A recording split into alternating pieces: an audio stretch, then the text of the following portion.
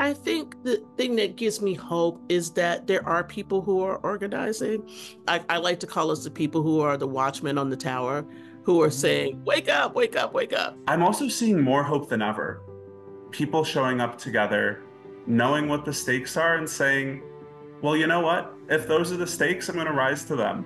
I have a lot of faith in the resilience of the human spirit, and so that gives me hope, and my meditation practice certainly gives me hope. It's a marvelous young generation, and I derive a lot of hope from prior generations of Americans who overcame odds worse than we face. Here's what gives me hope. At a time when the world isn't being kind, there is still kindness in the world, and I see it in some of our leaders today. If you look through history, you do know that it's been very scary at many times, like we are here now, but people do have a way of being able to pull forward, but we've got to get very serious and we've got to be motivated. So I have hope, but it's realistic hope. What gives me hope is the simple fact that throughout conflict and war, this is a spirit of humanity that is shining upon all of us. When I lose family in Gaza and the local rabbis and the local Jewish community send me condolences and send me a fruit basket, I have hope in humanity. There's a song that was composed at the beginning of the Second Intifada in Hebrew, Od Yavo Shalom Aleinu, peace will still come to us and to everyone.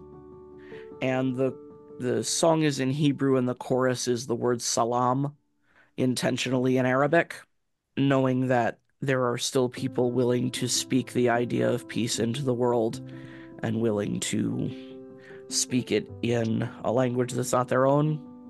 That gives me hope. I'm a part of, inextricably woven into the Black church. We have consistently been a place where hope and endurance has not just simply been sort of put up on a pedestal to be observed, but those are the clothes that we have to put on. Well, I'm hoping that we could make a film that shows that we are moving to a more perfect union. One of the only places I'm personally feeling any hope is through my children. And in watching other children. Watching children just be children it's a really great reminder of no one is born with hate in their heart. What gives me hope is that the tomb is empty and that Jesus is who he says he is.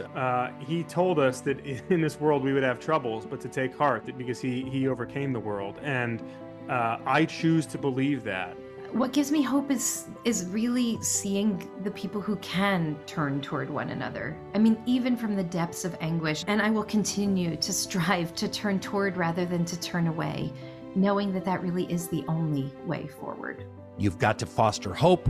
You've got to give people joy. You've got to work for positive outcomes, and don't succumb to cynicism and pessimism. So where do I find hope? I find hope in the unexpected places where human beings are doing some things that you never could imagine they could do. And that becomes the seed, the ground for a different kind of way of being in the world. So my hope is in us. Hope. Always.